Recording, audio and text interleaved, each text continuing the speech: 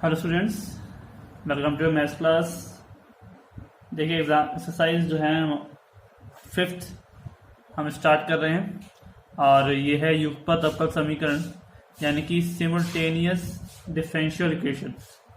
ठीक है, तो इसमें कैसे कैसे अवकल समीकरण हमें यूज करने हैं, मतलब युगपत के नाम से ही आपको समझ में आ रहा है कि युगपत जो होता है वो होता है दो, ठीक है, दो ऐसे इक्वेशंस जिनका यूज करके हम वैल्यूज निकालेंगे। अब देखो दो इक्वेशन दे रखी है तो आंसर भी दो ही वेरिएबल का होगा। जैसे अब तक हम वैल्यू जो है y की निकालते आ रहे थे, अब हम यहाँ पर दो आंसर निकालेंगे x और y। ठीक है, x के लिए अलग वैल्यू निकलेगी, y के लिए अलग। ठीक है, यहाँ पर ये आपको CFPI की तरह भी यूज करना है, कुछ मेथड इसमें अलग भी है। तो किस तरह से क्या काम करना है उसके लिए आप देखिए कि हम क्या कर सकते हैं। ठीक है, तो स्टार्ट करते हैं।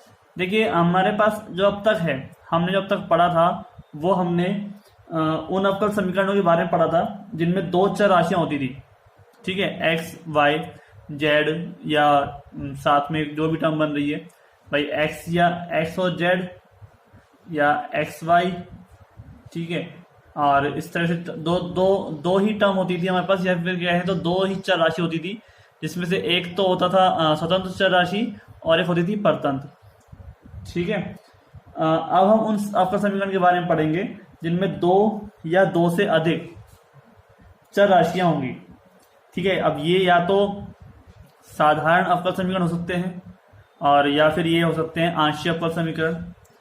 तो हमारे पास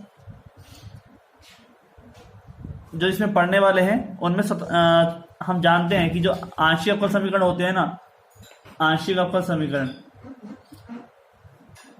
आंशिक अवकल समीकरण में दो या दो से अधिक स्वतंत्र चर होते हैं, स्वतंत्र चर होते हैं। ठीक है, और साधारण अवकल समीकरण में केवल एक ही स्वतंत्र चर होता है, केवल एक ही स्वतंत्र चर होता है हमारे पास।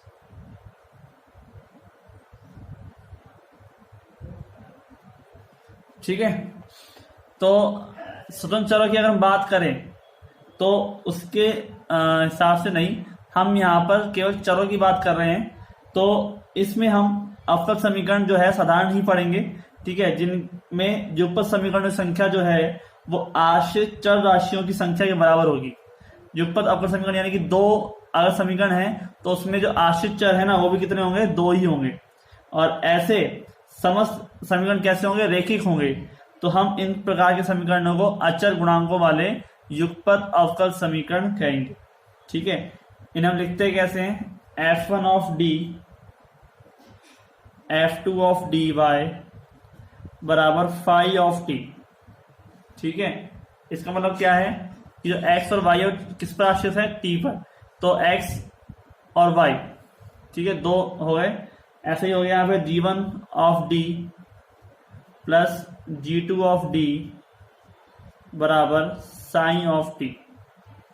ठीक है, ये समीकरण नंबर 1 और समीकरण नंबर 2 इस तरह से होते हैं पेयर वाइज। ठीक है, यहां पर हमें x और y दोनों के मान हमें ज्ञात करने हैं। ठीक है, जहां f1 f2 g1 तथा g2 d में क्या है, बहुपद है, और फाई ऑफ t व साइन ऑफ t कैसे हैं, स्वतंत्र चर है। ठीक है, और x व y कैसे हैं, आश्रित चर राशि है।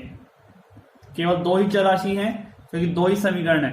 ठीक है, तीन समीकरण होते हैं तो तीन चर राशि हो जाती, आश्रित चर राशि है। ठीक है, तो उसने बोला है कि जितनी चर राशियां होंगी आश्रित उतने ही क्या होंगे, समीकरण होंगे। दोनों संख्या कैसी होगी, बराबर होगी। तो अब देखिए यहाँ पर इसको ज्ञात कैसे करते हैं, इनको सॉल्व कैसे करते हैं, एक्स और वाई का मान कैसे निकालते हैं, उसको करने के लिए हम पास जो विधि है उसका हम यूज करेंगे। लेकिन जो विधि है हम आपको डायरेक्ट एग्जाम्पल के थ्रू करके बताएंगे, जिससे आपको ज्यादा समझ में आ जाएगा। ठीक है, तो हम एग्जाम्पल करते हैं। फर्स्ट विधि, इसमें एक से ज्यादा मेथड है निकालने के, लेकिन आपको पहले इजी मेथड से और प्रॉपरली वे से करके दिखाते हैं। ठीक है, तो जो क्वेश्चन है हमारा वो देखते हैं।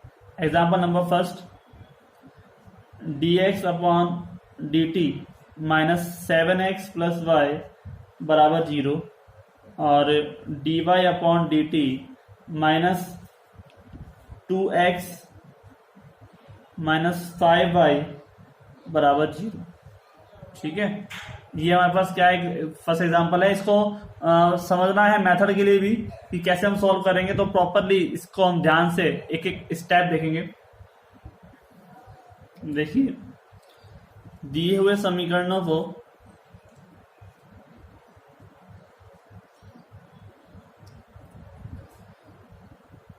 प्रतीकात्मक रूप में लिखने पर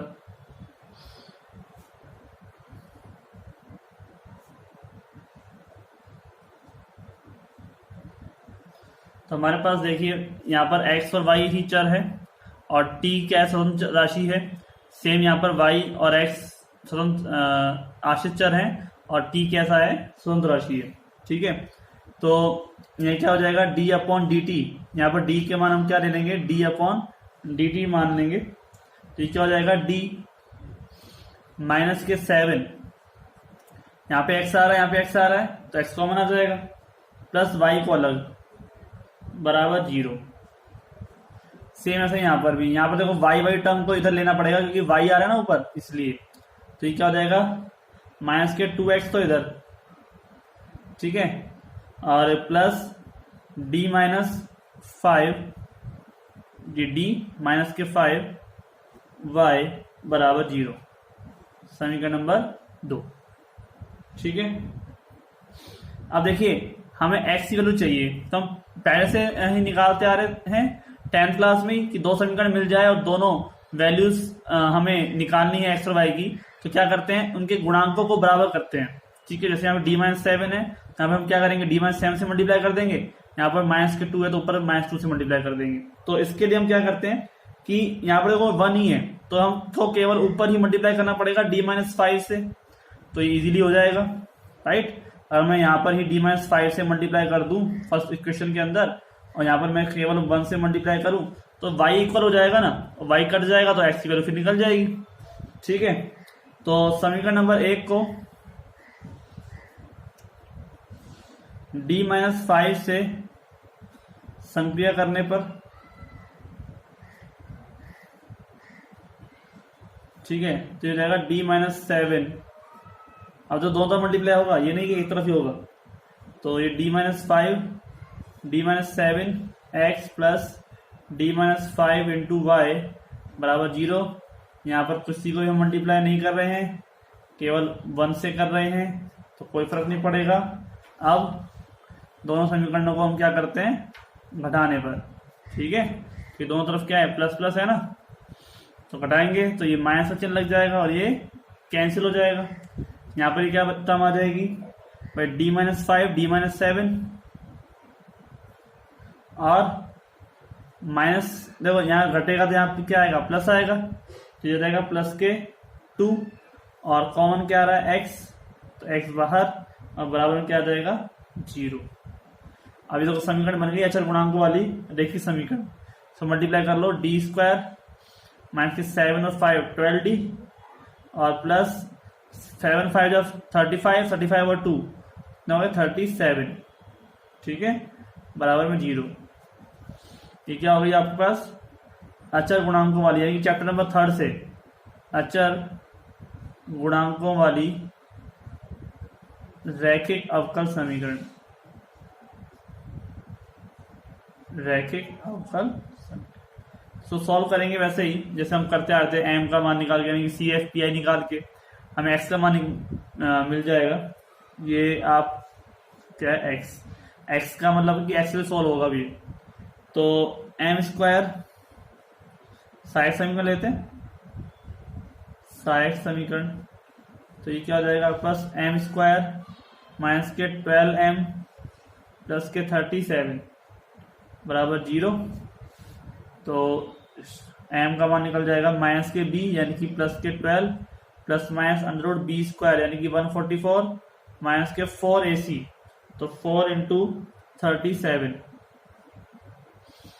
अपॉन 2a। ठीक है, यहाँ पर क्या हो जाएगा, 37 इंटू 4 148। ठीक है, तो m का मान आ जाएंगे 2, एक तो हो जाएगा प्लस 12 प्लस माइनस 144 माइनस के 148 अपॉन 2, तो ये हो जाएगा 4 आयोटा और ये हो जाएगा 6 प्लस माइनस 2 आयोटा, सॉरी 4 का हो जाएगा 2, क्योंकि 4 बचेगा तो 4 का रूट निकल के क्या आएगा, 2 आएगा। ठीक है, और 2 से 2 कैंसिल हो जाएगा तो क्या आ जाएगा, आयोटा। तो अब आगे 0 है तो व्यापक हल निकल के आएगा सीधा, पी आई तो निकलेगा नहीं। ठीक है, तो व्यापक हल क्या हो जाएगा, x का मान, यहाँ पर m का मान आया, ये अल्फा, और ये अल्फा का मान तो हो गया 6 और बीटा का मान क्या हो गया 1। ठीक है, तो ये हो जाएगा आपके पास e की पावर 6 और यहाँ रहेगा t, क्योंकि जो d का मान था वो क्या था, d अपॉन dt था, तो यही वैल्यू आती है हमेशा, ये ध्यान रखना। और अंदर क्या आ जाएगा, c1 cos t plus c2 sin t, ये आपके पास x का मान आ गया। इतना काम आपका यहाँ पे हो गया। ठीक है, अब हमको किसका मान निकालना है, y का मान निकालना है। ठीक है, तो y का मान निकालने के लिए समीकरण नंबर 1 और 2, देखिए कौन सा समीकरण है ये, हमारे पास समीकरण नंबर 1 है और 2 है, और घटाने के बाद तो समीकरण मिलती है हमारे को, यानी कि d-5 d-7 से मल्टीप्लाई किया था, समीकरण नंबर 3 बन गई थी। और बाद में ये समीकरण जो आई थी हमारे पास, ये वाली समीकरण कितनी हो गई थी, 4, ये वाली। ठीक है, तो समीकरण नंबर 1 और 2 में से किसी एक में से हमें x का मान यहाँ पुट कर दें। ठीक है, और फिर y का मान निकाल लें।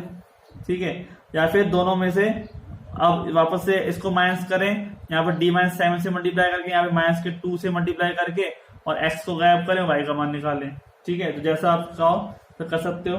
तो हम यहाँ पर क्या कर रहे हैं, वैल्यू पुट कर रहे हैं, x की वैल्यू। ठीक है, फिर मान निकालेंगे।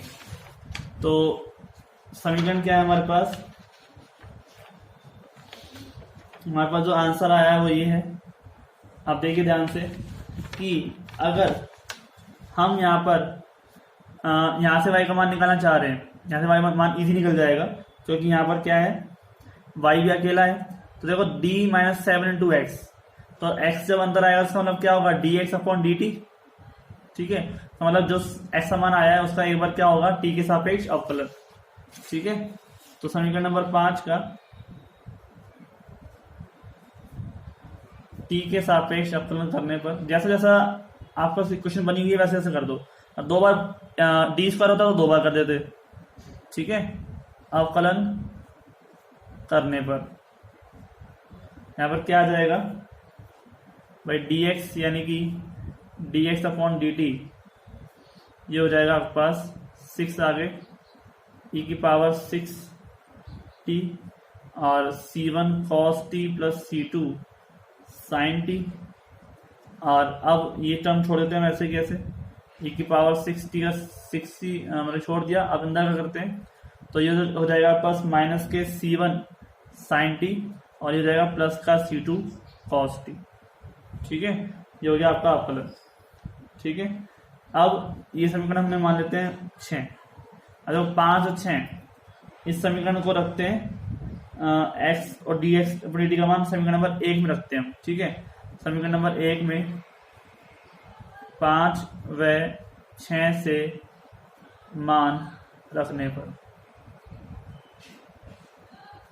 ठीक है, और समीकरण क्या है हमारे पास, d-7 into X plus Y बराबर 0, और y का मान यहाँ रखते हैं तो क्या हो जाएगा, और ये वैल्यू क्या है, dx माइनस 7x है, तो वहां जाएगी तो क्या हो जाएगी, प्लस के 7x माइनस के dx, ठीक है, y की वैल्यू ये तो हो जाएगी, ये हो जाएगा प्लस का और dx हो जाएगा माइनस का, तो x की वैल्यू रख दो यहाँ पे 7 इंटू e की power 6t c1 cos t plus c2 sin t,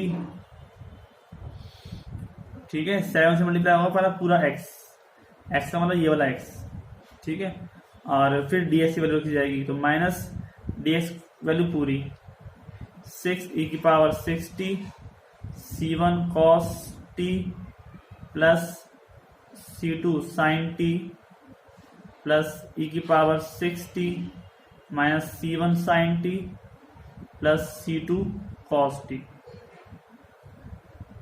ठीक है, कोई दिक्कत नहीं इस टर्म में।